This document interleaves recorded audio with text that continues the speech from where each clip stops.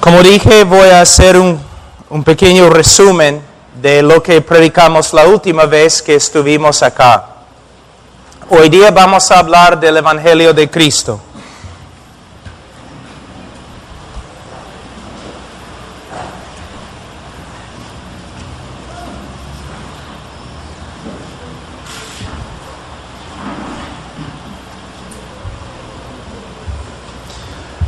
Para empezar, vamos a empezar en Romanos capítulo 3, pero como una introducción me gustaría leer un texto del libro de Gálatas capítulo 1. Mas si aún nosotros, o un ángel del cielo, os anunciare otro evangelio diferente del que os hemos anunciado, sea anatema.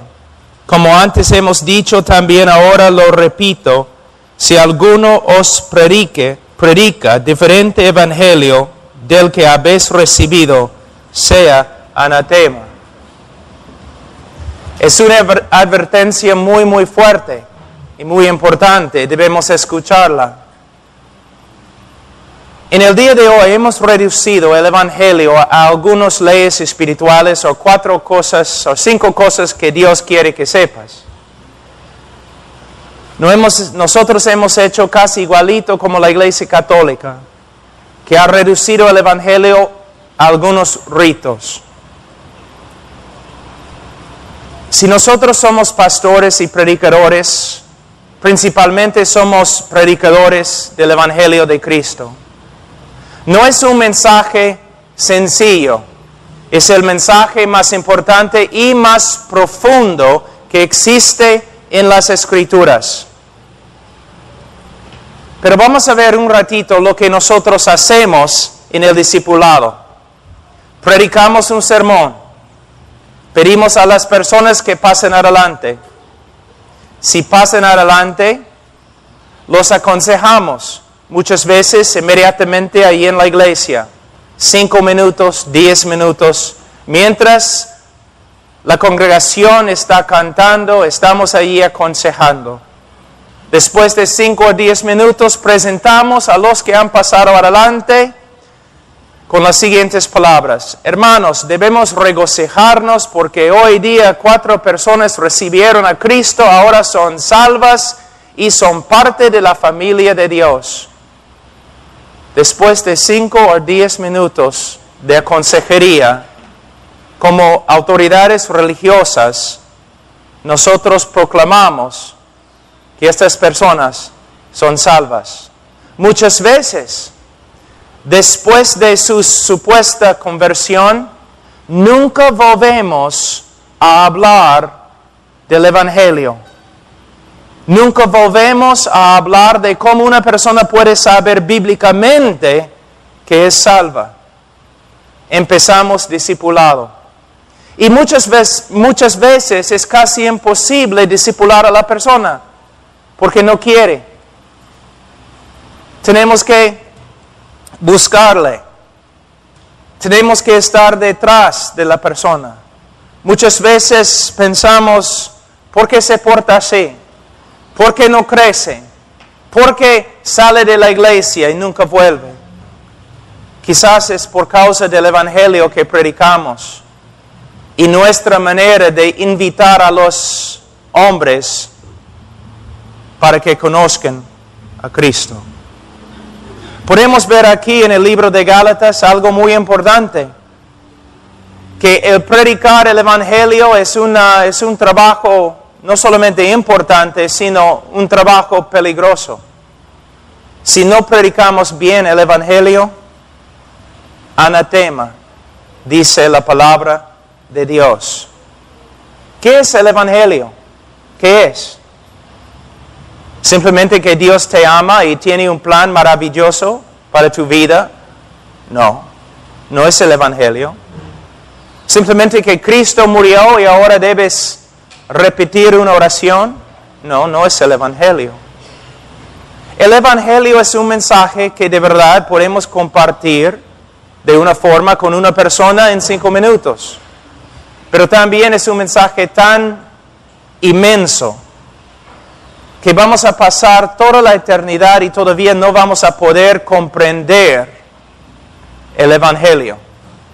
En Romanos capítulo 3 tenemos lo que muchos teólogos han dicho, la mayoría de los teólogos han dicho que es el texto más importante en toda la Escritura.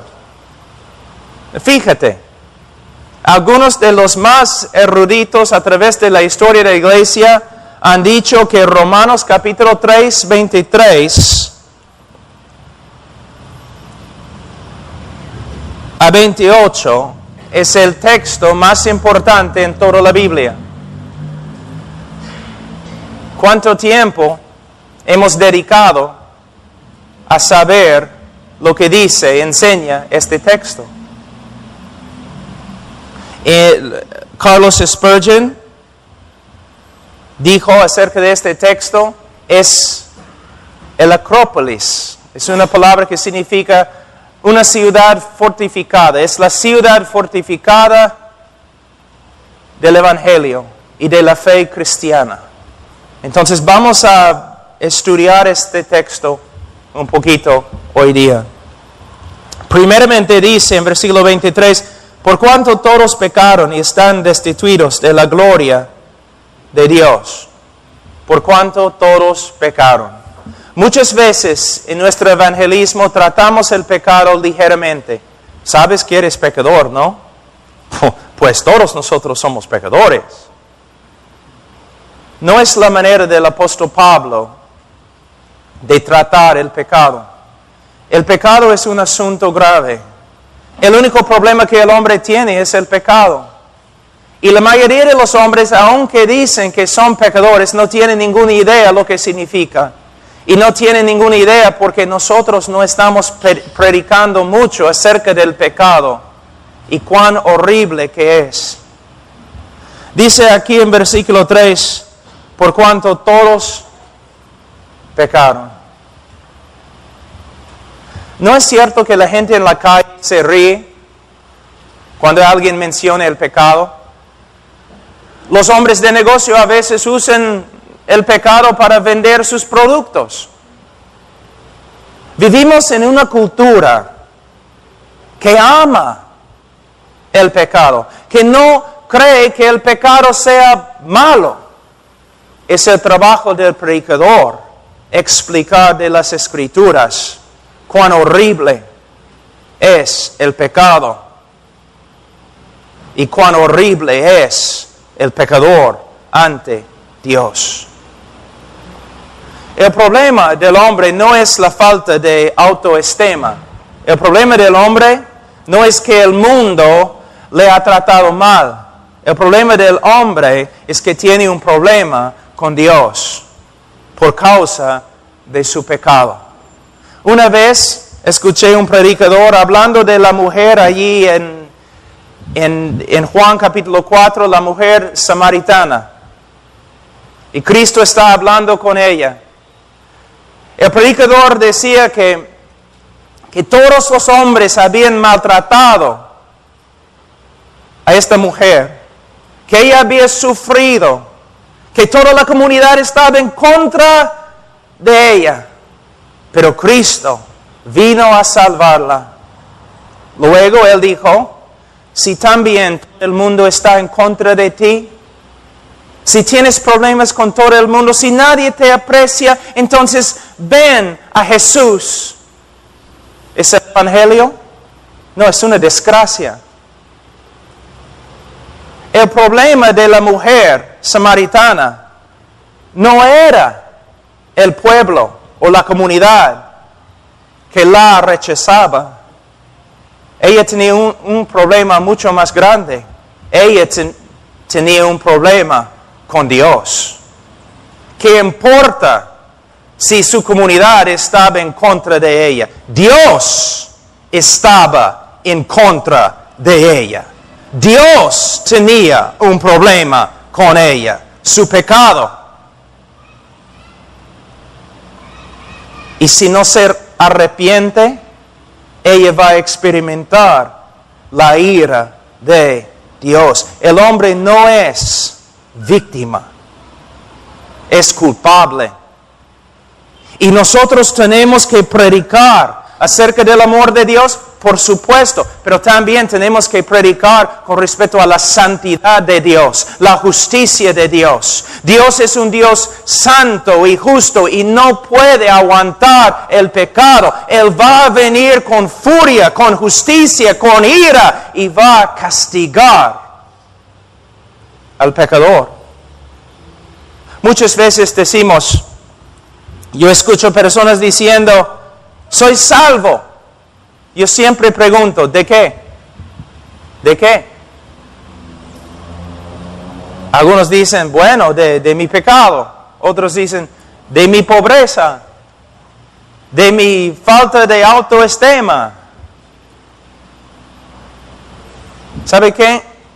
Si eres salvo, has sido salvado de Dios. El pecado no estaba en contra de ti. El pecado no iba a juzgarte. El pecado no iba a lanzarte al infierno. Tú tenías un problema muy grande por causa de tu pecado, un problema con Dios. Dios estaba en contra de ti. Dios estaba viniendo para juzgarte, pero a la vez este Dios justo es también un Dios de amor. Y Él ha enviado a su Hijo, quien murió en tu lugar y puedes ser salvo por medio de Él. Pero si tú rechaces al Hijo, solamente te queda, ¿qué? El juicio de Dios. Ahora, un problema muy grande que yo estaba compartiendo esta mañana es que nosotros no nos damos cuenta cuán pecador es el hombre. No entendemos que el hombre es malo desde su nacimiento. Él nace con un corazón corrupto, inclinado al pecado y enemigo de Dios. La Biblia habla del hombre así. El hombre es aborrecedor de Dios. A veces yo escucho personas diciendo, no, yo amé a Dios desde mi niñez. No. Amaste a un Dios que tú creaste. Pero el Dios de la Escritura no amaste. Hay muchas personas hasta en las iglesias evangélicas que cada domingo están adorando a Dios, pero no tienen ni la más remota idea quién es. Porque en el día de hoy no hablamos mucho de los atributos de Dios, especialmente los atributos como santidad, justicia de Dios, soberanía de Dios. ¿Cómo no vas a amar a un Dios que te ama y tiene un plan maravilloso para tu vida? Pero un Dios santo, un Dios justo, es otra cosa. Entonces, cuando predicamos el Evangelio, nosotros necesitamos empezar donde el apóstol Pablo empezó en el libro de Romanos, por cuanto todos pecaron. Nosotros no tenemos una teología sistemática en el Nuevo Testamento, pero el libro de Romanos es como una teología sistemática del apóstol Pablo. Fíjate, él usó los primeros 3 capítulos con un solo propósito: condenar todo el mundo. Bajo la dirección del Espíritu Santo, usando todo su intelecto, Él está presentando un argumento. El hombre es pecador y yo les voy a explicar lo que significa. En el día de hoy tenemos que hacer lo mismo. Con amor, con misericordia, con compasión, pero a la vez tenemos que decir, hombre, esto es lo que la Biblia dice acerca de ti. Eres pecador. Y ahora voy a usar la misma escritura para enseñarte lo que significa. El hombre es pecador. Versículo 3. Por cuanto todos pecaron. ¿Cuán pecador es el hombre? Hoy día vamos a hablar de la depravidad total del hombre. Probablemente algunos de ustedes han escuchado esta frase, la depravidad total del hombre.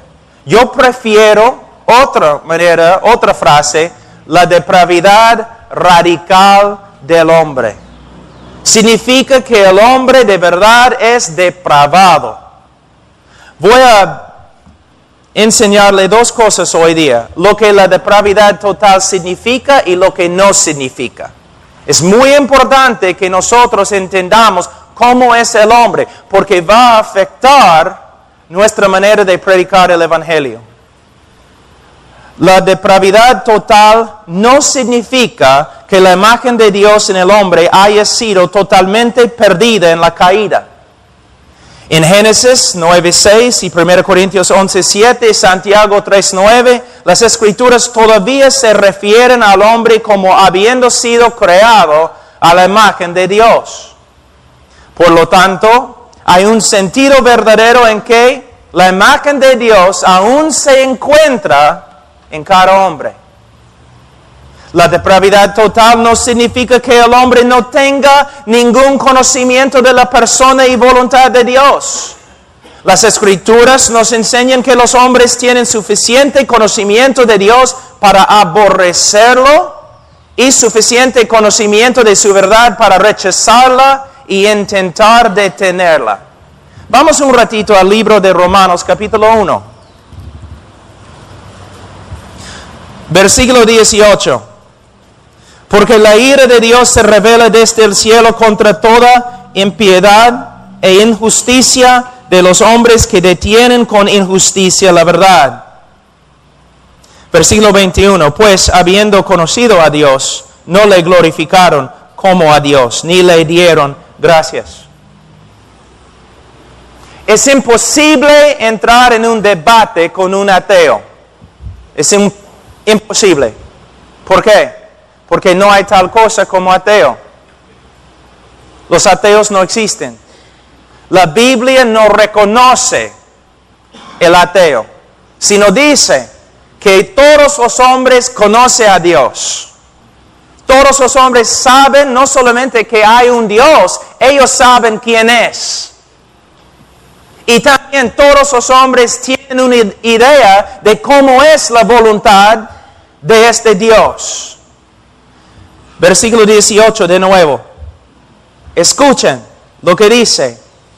Porque la ira de Dios se revela desde el cielo contra toda impiedad e injusticia de los hombres que detienen con injusticia la verdad. Ellos tienen la verdad.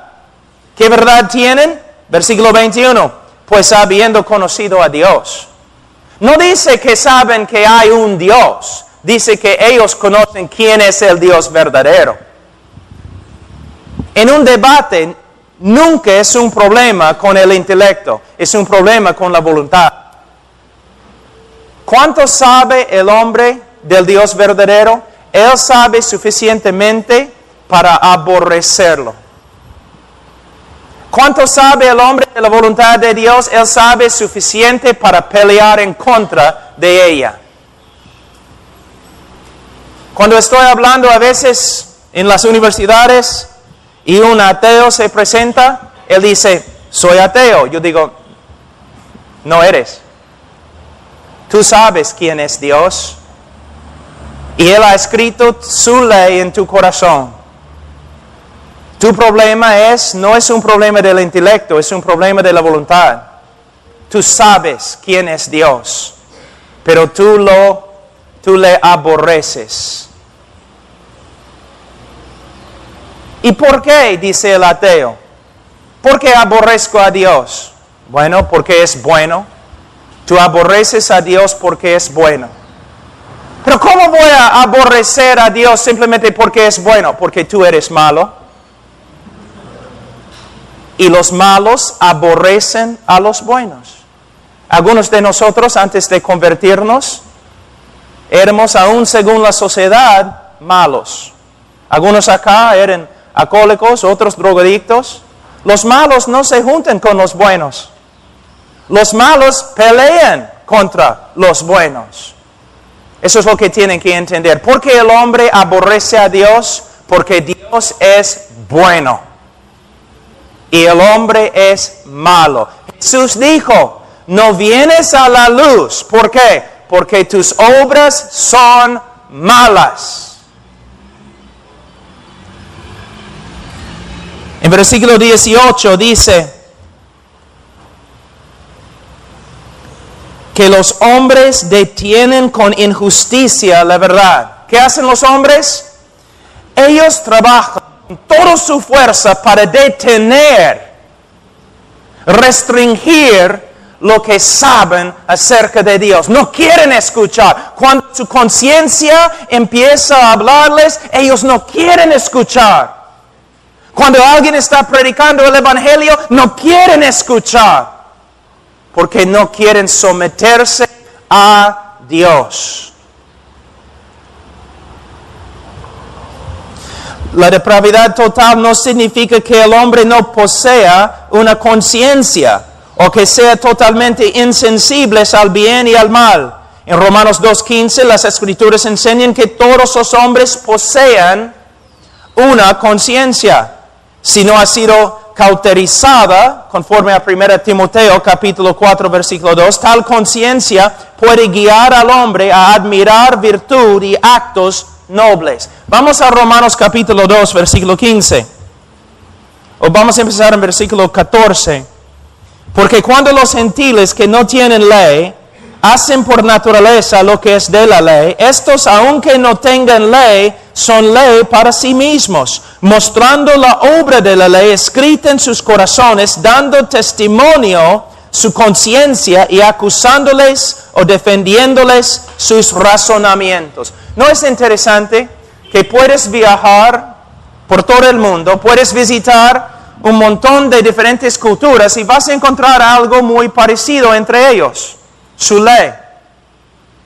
Todas las culturas saben que está mal mentir. Todas las culturas están de acuerdo. No es correcto matar. No es correcto tomar la mujer de otro hombre. ¿Por qué tenemos un acuerdo con respecto a lo que está bien y lo que está mal? Porque Dios ha escrito su ley en el corazón de cada hombre. Y también Dios ha dado una conciencia al hombre. Por esta causa los pecadores quieren juntarse siempre. Quieren estar con otros pecadores. Porque cuando están a solas, su conciencia les clama, les reclama. Estás mal, estás mal, estás mal. Entonces ellos quieren ir con otros pecadores para silenciar, callar su conciencia y convencerles que lo que están haciendo no está mal. Por eso los homosexuales siempre van a grupos, se llaman grupos de apoyo, ¿no? Se juntan para apoyarse el uno al otro, para consolarse el uno al otro. ¿Por qué? Porque cuando están a solas, su conciencia está gritando, estás en pecado, estás en pecado, estás en pecado. Por eso se juntan y en su compañerismo intentan restringir lo que saben es la verdad. Entonces el hombre, aunque está sufriendo de depravidad total, él tiene conciencia. La depravidad total no significa que el hombre sea incapaz de demostrar virtud. Hay hombres que aman a su familia, sacrifican su propia vida para salvar a otros y hacen grandes obras de generosidad. Se reconoce que los hombres son capaces de amar a otros, servir a su patria y aún llevar a cabo obras religiosas. Pero lo que vamos a ver es que los hombres, cuando hacen obras de virtud, cuando se portan bien, nunca es para la gloria de Dios. Nunca es porque aman a Dios. La depravidad total no significa que todos los hombres sean tan inmorales o depravados como podrían ser. ¿Que todos los hombres sean igualmente inmorales o que todos los hombres se entreguen a cada forma de maldad que existe? No todos los hombres son delincuentes, fornicarios o asesinos, pero todos son capaces de tales cosas. Lo que los refrena es la gracia de Dios. ¿Una vez te has preguntado por qué Hitler era tan malo? ¿Por qué Hitler era tan malo? Durante su niñez, él jugaba allí con sus juguetes, como cualquier otro niño. ¿Cómo es que llegó a ser tan malo? Mejor pregunta. ¿Por qué no eres tú peor que Hitler? ¿Cuál es la diferencia entre tú y Hitler? La Biblia nos enseña solamente la gracia de Dios. Antes de su conversión, si un hombre es mejor que Hitler, es solamente porque la gracia de Dios refrena su maldad. Hitler no es un fenómeno. Todos nosotros seríamos peores que Hitler si no fuera por la gracia de Dios. La gracia de Dios restringe el pecado del hombre inconverso. Si no fuera así, todo el mundo sería destruido y no habría oportunidad de redención para nadie. Entonces Dios restringe en su soberanía la maldad del hombre. Y también en su soberanía, Él puede soltar a algunos hombres para que sean como Hitler, como Faraón, como Mussolini. Tú dices, pero Dios no tiene el derecho de hacer eso. Sí, tiene el derecho de hacerlo. ¿Quién te dijo tales cosas? Dios sería culpable si Él corrompiera a Hitler. Pero Dios no ha corrompido a Hitler. Hitler era corrompido, corrupto. Dios, en su soberanía, simplemente dirigió la corrupción del hombre. Dios puede hacer lo que quiere con el hombre corrupto. Para su propia gloria, Él restringe la maldad de algunos hombres y para su propia gloria, Él suelta a algunos hombres para que sean lo que son, para que manifiesten lo que son. Es la soberanía de Dios. Ahora, ¿qué significa la depravidad total? Significa que la imagen de Dios en el hombre ha sido seriamente desfigurada y que la corrupción moral ha contaminado la persona entera. El cuerpo, la razón, las emociones y la voluntad. Que la corrupción moral ha pasado por todo el ser humano y todo lo que es corrupto. También significa que el hombre nace con una propensión o inclinación hacia el pecado. Todos los hombres son capaces de la más grande maldad, los crímenes más indecibles y las perversiones más vergonzosas. Todos. El problema es que no creemos, no lo creemos. Siempre estamos diciendo, cuando vemos un drogadicto en la calle, una prostituta en la calle, nosotros decimos, yo sería igual si no fuera por la gracia de Dios. ¿Qué estás diciendo? ¿Una vez has pensado en lo que estás diciendo? Que en su soberanía Dios te ha dado gracia que no les ha dado a ellos. ¿Dios no les ha dado a ellos gracia también? Entonces, con tu misma boca estás hablando de la soberanía de Dios. Yo no he hecho nada, pero por la gracia de Dios yo no soy prostituta, yo no soy ladrón, yo no soy asesino. Por la gracia de Dios sí, tienes razón, pero es una gracia soberana. Si no fuera por la gracia de Dios, seríamos monstruos.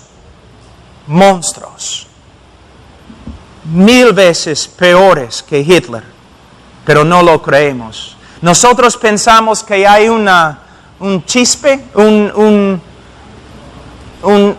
fuego, algo bueno dentro del hombre. No es lo que la Biblia dice. Totalmente, radicalmente depravado. Les voy a dar una ilustración que no les va a gustar. Yo tengo una hija de 6 meses. Vamos a decir que ella tiene 18 meses. Yo la tengo aquí en mis brazos y ella ve mi reloj, ¿no? Y ella extiende la mano y agarra mi reloj. Y yo digo, no, hija, no. De nuevo lo hace. Y yo, no, hija, no. ¿Qué hace ella? Ella dice, tienes razón, papá. No. Ella sigue, ¿no? Empieza a llorar, ¿no es cierto? Empieza a torcer su cuerpo. Ella quiere el reloj. Y si mi hija tuviera la fuerza de un chibolo de 18 años, ella me mataría y me quitaría el reloj y saldría del cuarto sin vergüenza o tristeza. Si no fuera por la gracia de Dios, y este es tu problema en evangelismo, no lo crees. Tú crees que hay algo bueno en el hombre, es porque eres humanista. La Biblia dice, no.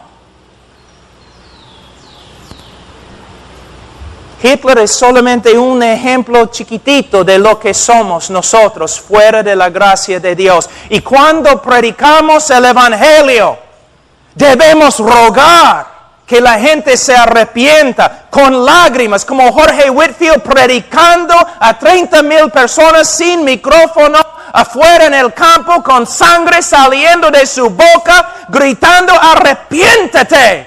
Pero a la vez no vamos a usar trucos y otras cosas para manipular a la gente. ¿Por qué? Ningún hombre puede ser salvo a menos que el Espíritu de Dios lo levante de los muertos y cambie su corazón totalmente. Por eso, no somos vendedores, somos profetas.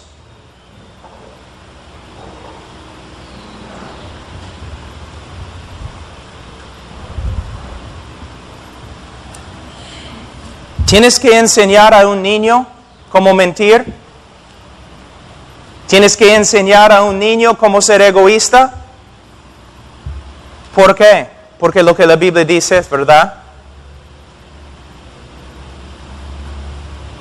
Mira.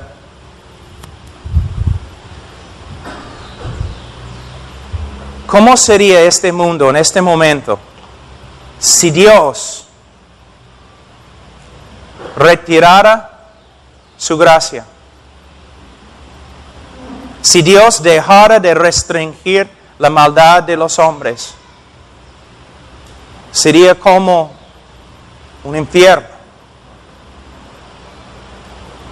Una ilustración, mis hijos de nuevo. Yo amo a mis hijos. Pero una vez has pensado, mis hijos son criaturas depravadas que aborrecen a Dios. ¿Cómo puedes hablar así de tus hijos? Porque es verdad. Es lo que la Biblia dice.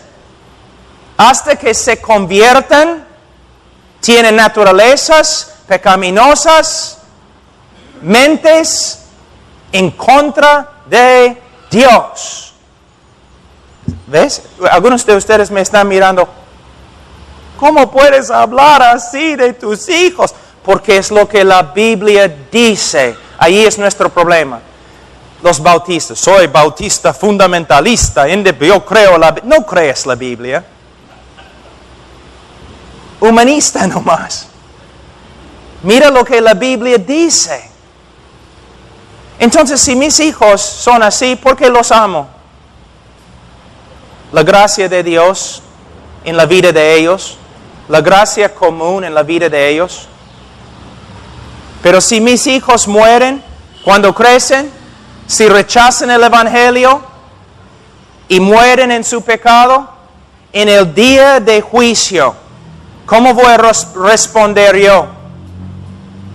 Yo te digo lo que va a suceder. En el día de juicio, cuando Dios condena a mis hijos y Él retira su gracia de ellos, su gracia ha restringido su maldad, voy a estar parado allí y voy a ver 3 monstruos totalmente entregados a su propio corazón corrupto, y voy a levantar mi mano, y cuando Dios condena a mis hijos, voy a decir que el juez de toda la tierra ha hecho correcto.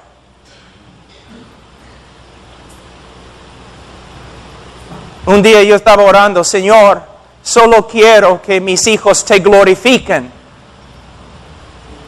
Después de orar así, empecé a pensar en las Escrituras y me di cuenta, mis hijos van a glorificar a Dios. Van a glorificar a Dios como ejemplos de su misericordia en el cielo, o mis hijos van a glorificar a Dios como ejemplos de justicia en el infierno, pero mis hijos van a glorificar a Dios. ¿No te gusta, no? Porque somos humanistas. Pensamos más en el hombre. Si Dios no hubiera enviado un Salvador a nosotros, si todos nosotros fuéramos al infierno, Dios sería justo. Si tú dices no, entonces tengo una pregunta. ¿Te das cuenta que los ángeles cayeron y Dios nunca les envió un Salvador? ¿Te das cuenta? Él no tenía que salvarte a ti tampoco. Él tampoco tenía que salvarte. Estoy diciendo cosas bien difíciles. Pero el problema es, en el día de hoy, no nos damos cuenta cuán humanista que somos. Que el mundo y la iglesia y todo lo que Dios hace gira alrededor del hombre. El hombre es el centro del universo. No, Dios es el centro del universo. Y el hombre es una criatura caída y totalmente depravada. Cuando vemos el hombre así, empezamos a apreciar el amor de Dios.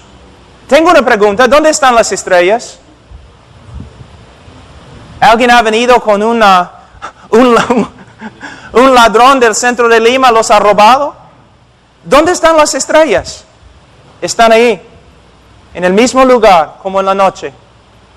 ¿Por qué no podemos ver las estrellas y su belleza? Porque no hay oscuridad. Pero cuando tenemos la oscuridad podemos ver cuán hermosas son las estrellas. No puedes apreciar la gracia de Dios hasta que veas la oscuridad del hombre.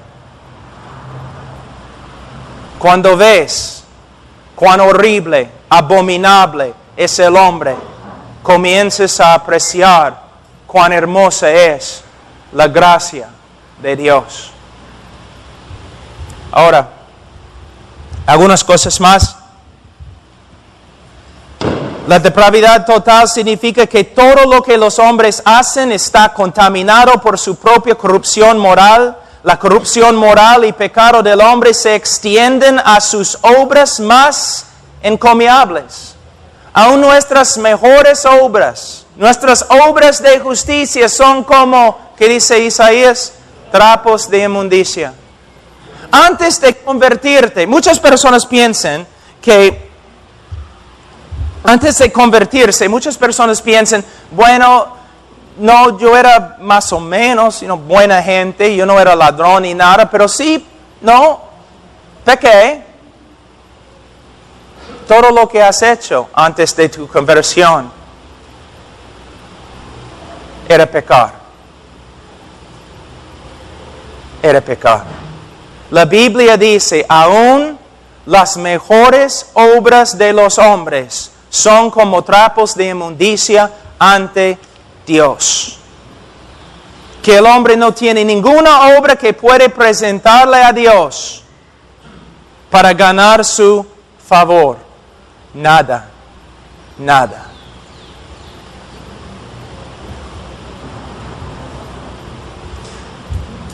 La depravidad total significa que las obras de los hombres no son, este es importante, extremadamente importante, que las obras de los hombres antes de su conversión no son el resultado de su amor para con Dios o un deseo de obedecer sus mandamientos. Ningún hombre ama a Dios de una manera digna o como su ley demanda.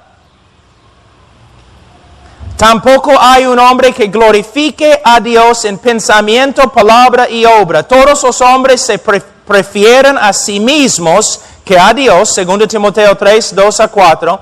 Todas las obras de generosidad, heroísmo, lealtad y devoción religiosa son el resultado del amor del hombre para con sí mismo, pero no de un amor verdadero y sincero para con Dios. Wow. Tengo una parábola para ti. Vamos a decir que hay un ateo que vive en Lima y tiene un enemigo en Trujillo. Y el ateo se da cuenta que su enemigo en Trujillo está muriendo y necesita un tipo de medicina para salvar su vida. Entonces el ateo vende su casa, su carro, toda su ropa, todo lo que tiene, y el ateo compra la medicina y camina hasta Trujillo para dar la medicina a su enemigo. ¿Ha hecho bien? Ha pecado. Ha pecado gravemente. Tú dices, ¿cómo? ¿No has leído? Si comes o bebes, todo lo que haces, ¿para qué debes hacerlo? Nosotros pensamos, ¿cuántas veces testificamos en la calle y un hombre dice, no, yo soy un buen hombre, soy un buen esposo, soy un buen padre, trabajo duro, no robo? Él solamente está pensando en su relación con otros hombres. Allí se encuentra su error. Pecado es pecado principalmente en el contexto de nuestra relación con Dios.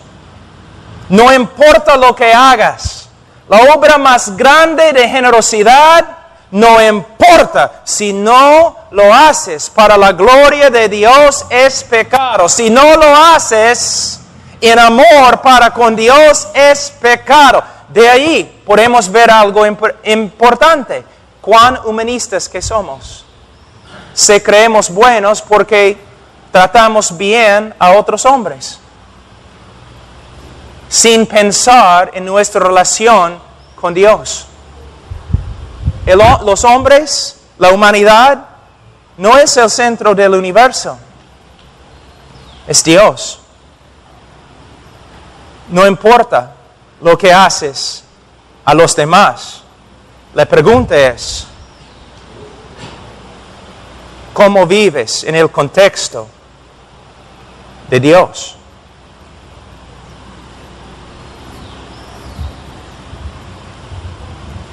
La depravidad total significa que la mente del hombre es hostil hacia Dios. No puede sujetarse a la voluntad de Dios y no puede agradar a Dios. El hombre no puede hacerlo. Romanos 8, todo el capítulo casi habla de esta verdad. La mente del hombre, vamos a leer Romanos capítulo 8, versículo 7. Capítulo 8, versículo 7. Por cuanto los designios de la carne son enemistad contra Dios, porque no se sujetan a la ley de Dios, ni tampoco pueden, y los que viven según la carne no pueden agradar a Dios. Lo que quiere decir es, un hombre inconverso no puede agradar a Dios. ¿Por qué? Porque su mente se describe acá enemistad enemistad contra Dios. Por eso en el libro de Romanos capítulo 1 Pablo habla de los hombres diciendo que son aborrecedores de Dios antes de convertirse. La depravidad total significa que la humanidad está inclinada a más y más corrupción moral y que esta deterioración sería aún más rápida si no fuera por la gracia de Dios que detiene la maldad de los hombres. Algunos de ustedes aquí que tienen más que 50 años, solamente tienen que comparar las acciones y actitudes de los jóvenes en el día de hoy con los actos y actitudes de los jóvenes hace 50 años. ¿No es cierto que nuestra sociedad está degenerándose? La televisión, ahora lo que se ve en la televisión, solamente 20 años atrás era contra la ley. Pornografía en la calle. Siempre en el mundo podemos ver este ciclo. Así. Una sociedad más inmoral, más inmoral, más inmoral, más inmoral, la destrucción.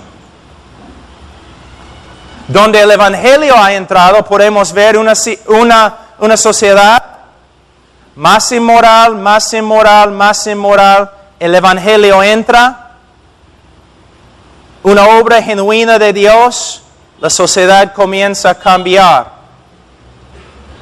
Así. Pero después de un tiempo, como en los Estados Unidos, Inglaterra y otros países, donde el Evangelio una vez se predicó grandemente, comienzan a rechazar el Evangelio y el país comienza de nuevo a destruirse. El tiempo de los Estados Unidos está muy limitado. Cada año el juicio se acerca más y más.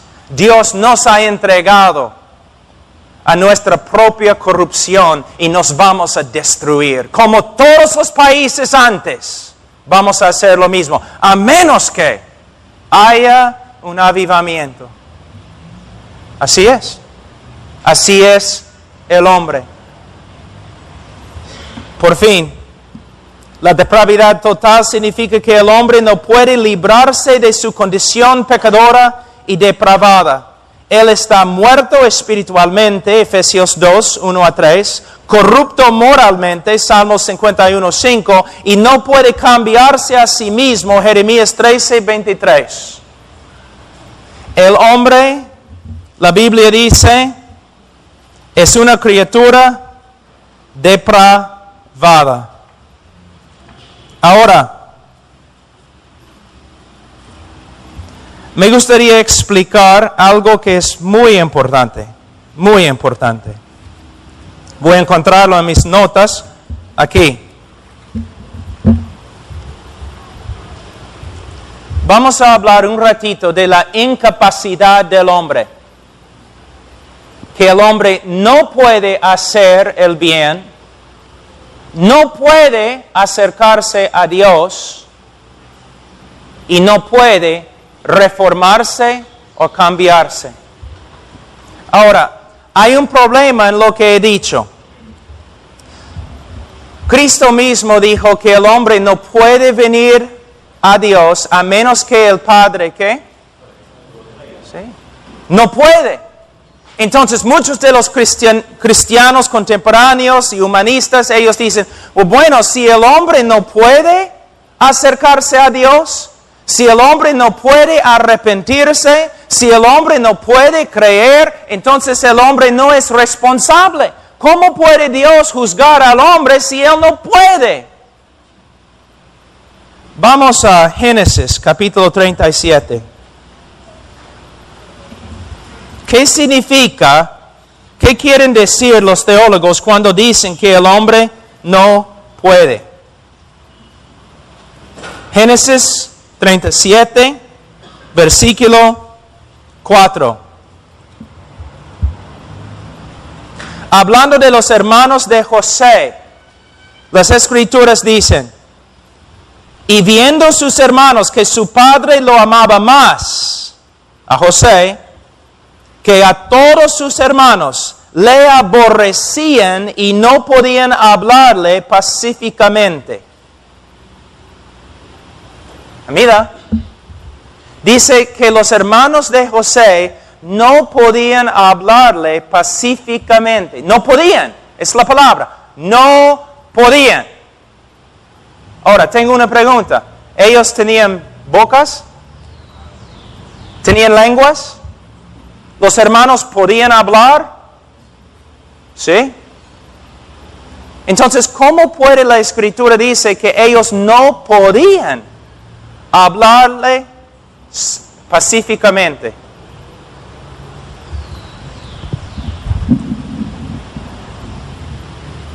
La palabra aborrecer. Ellos no podían hablarle pacíficamente porque ellos le aborrecían.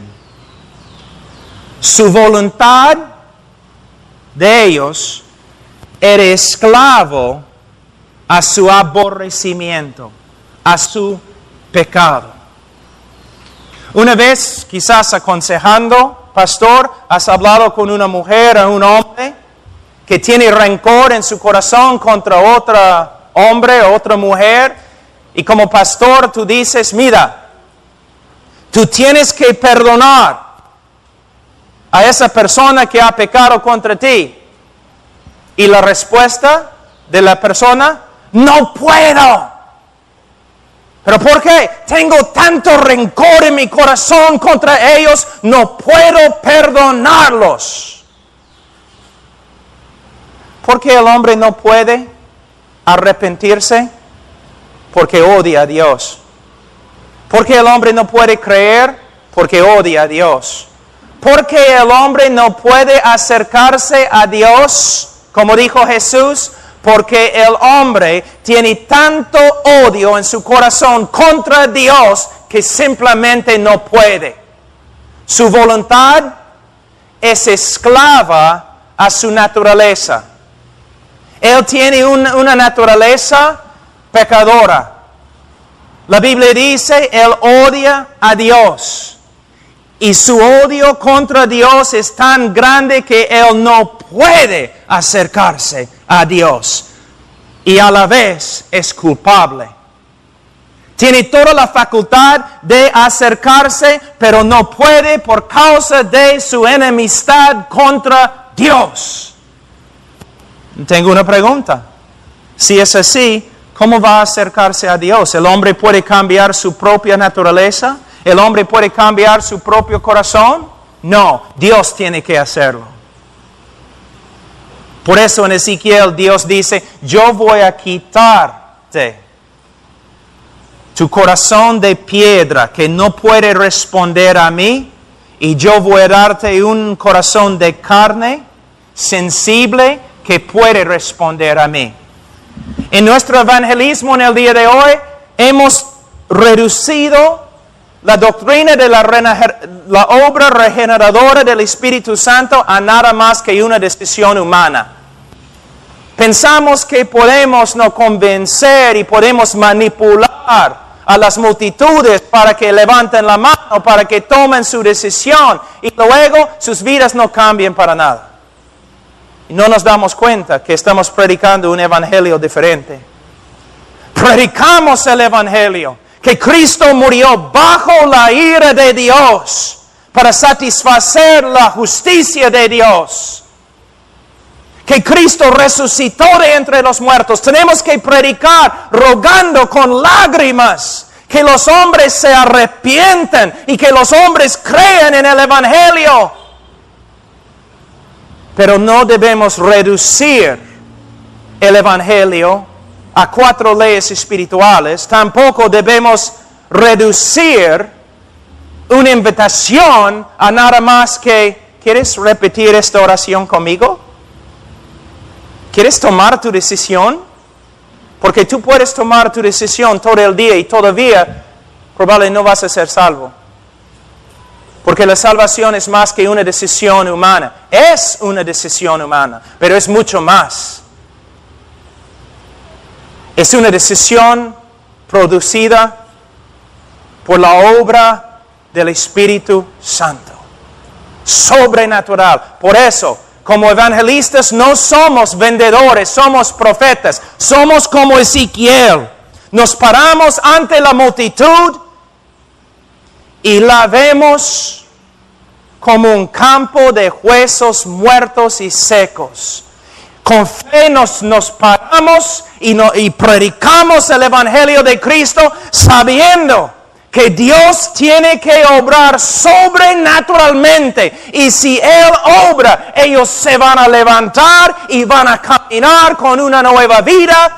Y la evidencia de que una persona realmente ha sido convertida no es que una vez en su vida repitió una oración. La evidencia de la conversión verdadera es que camina de una manera diferente, que crece en conformidad a Cristo.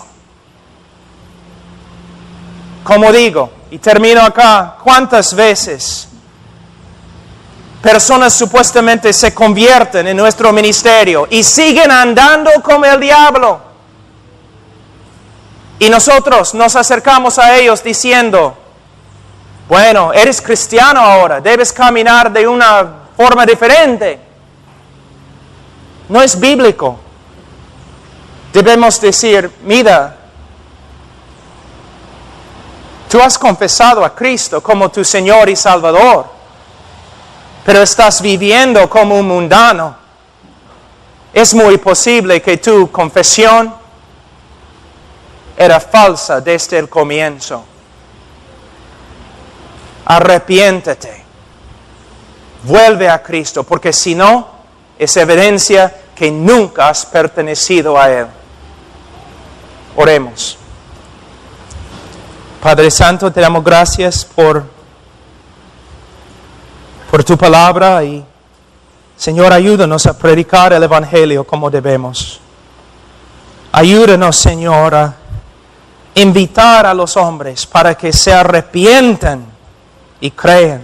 Ayúdanos, Señor, a advertir a los hombres que si su vida no cambia, no hay evidencia de salvación. Oh, Señor, tanta gente perdida, tantos pueblos sin el Evangelio. Ayúdanos, Señor, a ir, pero a ir con un Evangelio bíblico y correcto.